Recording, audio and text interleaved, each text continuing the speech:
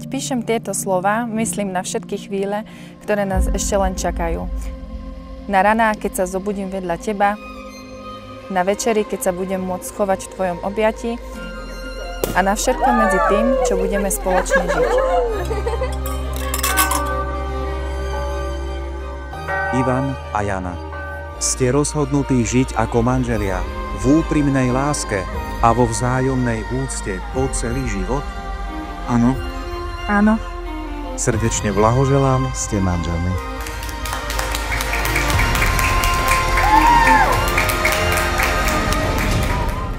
Neviem presne, kedy si to začala tušiť, ale ja som to vedel od prvého momentu, keď som ťa videl, že si niekto výnimočný.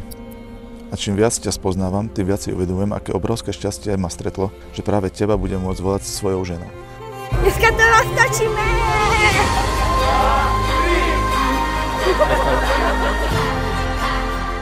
Dnes tu sedia všetci tí, ktorým na vás záleží a majú vás radi. Rodina, kamaráti a všetci, čo s vami kráčajú životom.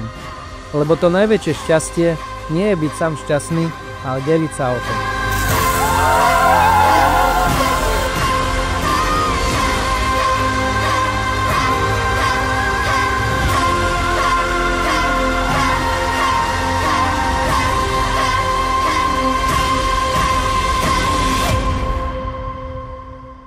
Takže Ivo, poviem ti len toľko.